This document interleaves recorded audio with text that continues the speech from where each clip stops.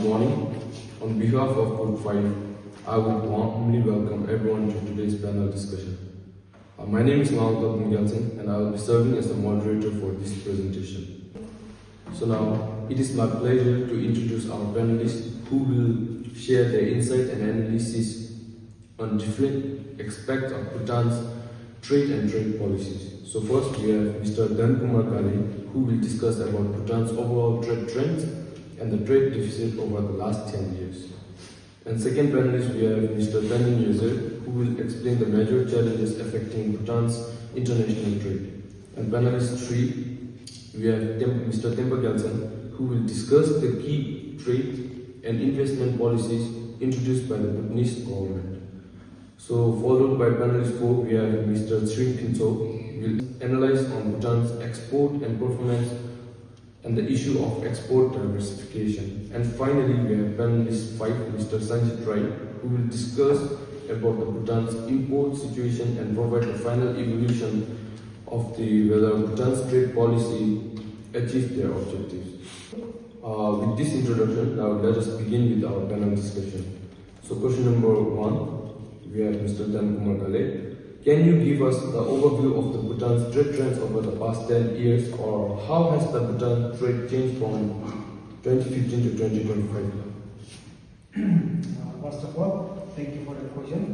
So, as per the data published by, as per the Bhutan Statistical Data 2015 to 2024 published by the Ministry of Finance, if I share the overview of our trade, the trade has gone steadily changing in volume, but the gap between imports and export are very vast.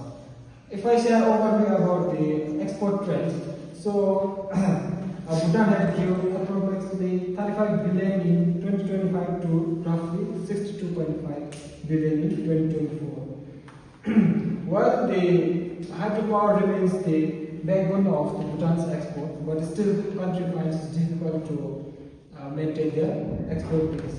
And regarding the import trends, so import of the country has surged much faster compared to the earlier one, maybe because of the development needs and the imports. If I say about the import trend, the country has around 68 billion in 2015 and it rose to 121 billion in 2024. So that's the brief overview of the trade of Bhutan. That was very insightful, Mr. Dan. So Bhutan trade have expanded over the past decade, but the imports continue to grow faster than the exports, so leading to the persistent trade deficit. So moving to next question, we have panelist number 2.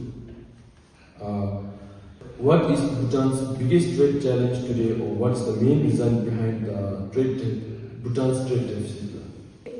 Thank you for the question. The answer would be the trade deficit. Currently, the Bhutan is facing a trade deficit challenges in the economy. This happens due to the Bhutanese import expenses rather than the manufacturing goods. And the second one would be the Bhutan's export are mostly raw materials and resources-based goods.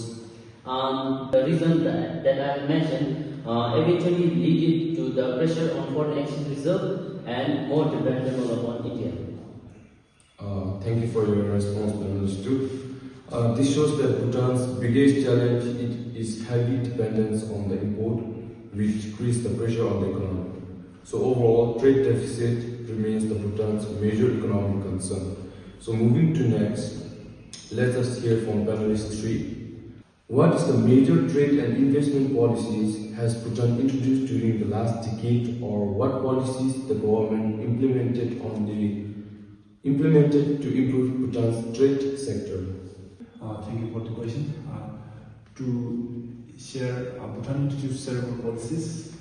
First policies is economic diversification policies. Its goal is to reduce dependency on hydropower.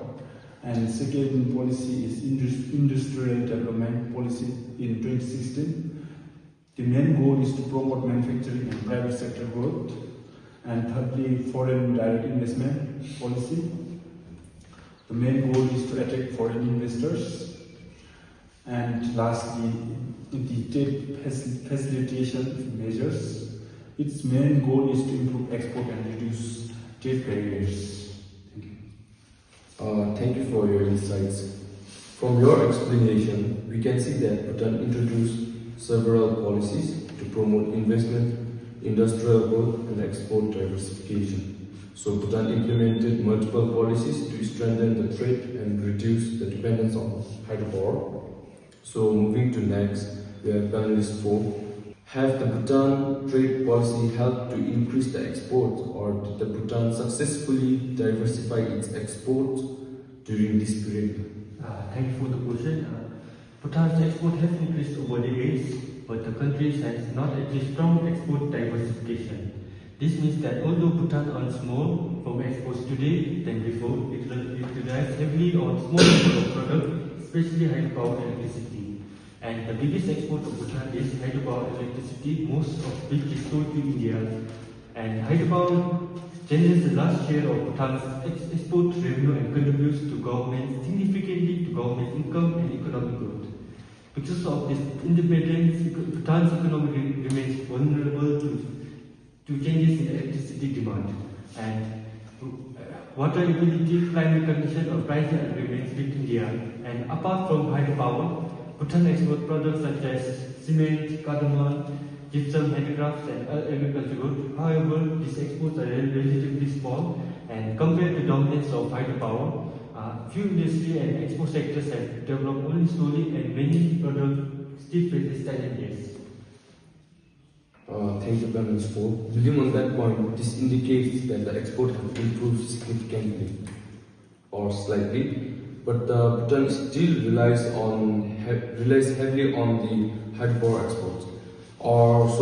So the export diversification have progressed slowly despite the government efforts. Now let us hear from the panelist 5.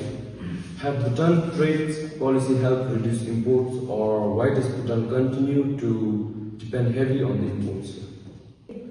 Firstly, thank you for the question. Despite the government policies, Bhutan's imports continue to increase because the country heavily depends on the foreign goods and services. And Bhutan imports essential products such as fuel, machinery, medicine, vehicles, construction raw materials, and food items mainly from neighboring countries such as India. And one major reason for Bhutan's industrial sectors is still developing and cannot yet produce enough goods to meet domestic demand.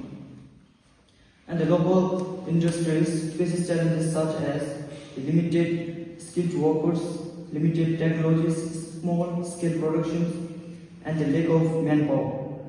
Bhutan also has a small domestic market and difficult geographical condition with the limited scale of manufacturing and production. Thank you. Thank you.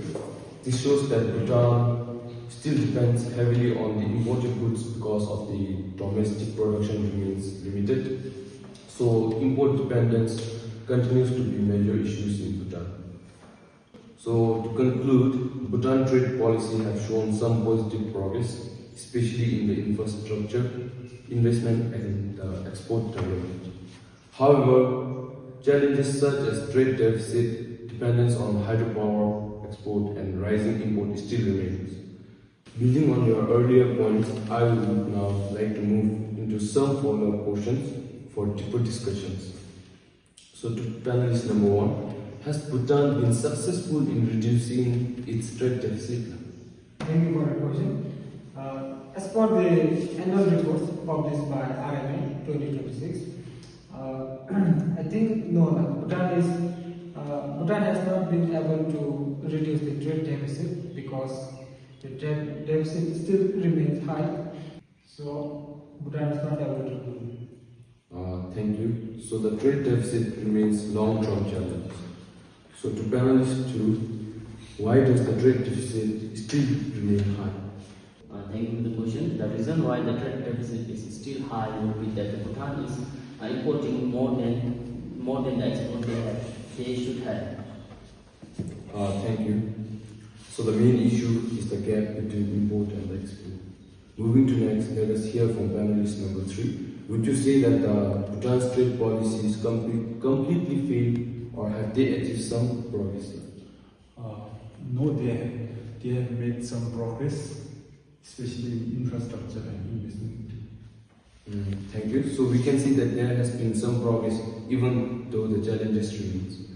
So let us hear from the panelists. What is your overall evaluation of the Bhutan's trade policy performance? The policies are partially successful, but long-term results are still developing. Thank you. So overall performance can be seen as partial success. So the final question.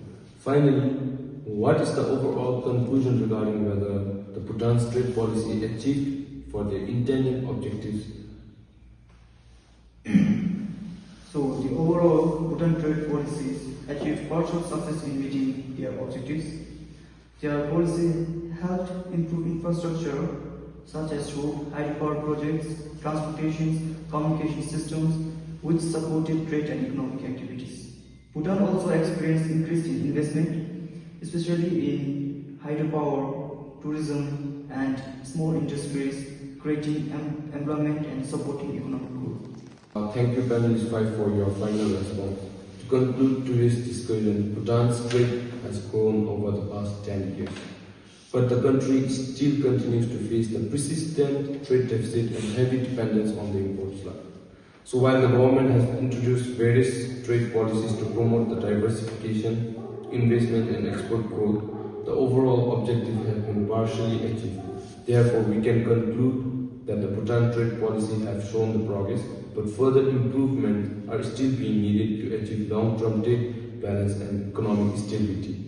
Thank you. At this point, we would like to invite any questions or comments from the audience regarding today's discussion, and please feel free to share your thoughts or ask any questions now. My question is, why is Bhutan still facing a large trade deficit even after introducing many trade policies? Thank you for the question. So to answer your question, in brief, the major causes of the trade deficit in Bhutan is number one, capital goods for hydropower. So because of the machinery and other equipment needed for hydropower projects like Punachang 1 and 2, and it's also causing trade deficit. And another one can be consumption habit, because Bhutanese are entirely dependent on the imports, entirely dependent on the other countries. So this is also causing a very trade deficit of the country. Thank you. How important is hydropower to Bhutan's trade? Thank you for the question. To answer your question, hydropower is extremely important in Bhutan. It is Bhutan's largest export and a major source of foreign currency.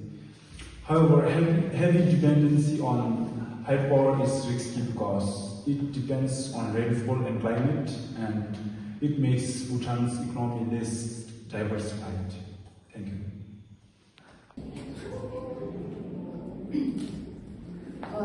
Why has Bhutan struggled to diversify its exports? That is a great question. Export diversification is difficult because Bhutan has a small domestic market, limited industrial base, high transport costs due to our country being a landlocked country, and limited skilled labor and technology. These challenges make it harder to develop manufacture new goods and new export industries. Thank you very much, everyone, for your thoughtful questions and active participation. So we truly appreciate the interest shown by the audience, as your question helped us further reflect on deepen our understanding of Bhutan's trade situation and the policy performance over the past decades. Through today's panel discussion, we have examined the Bhutan's trade trends, major challenges such as deficit, key government policies including the diversification and investment strategies, and the overall impact of these policies of export and import. From the discussion, we can conclude While Bhutan has made a notable progress in areas such as infrastructure development, foreign investment, and limited export growth, the country still continues to face structural challenges, particularly a persistent trade deficit and the heavy dependence on the import. Therefore, although the Bhutan's trade policies have achieved the partial success, continued efforts and the stronger economic strategies will be necessary to ensure a long-term trade, balance and sustainable economic development. With that, we would like to officially conclude our panel discussion. Thank you everyone for your time and your valuable participation. Thank you.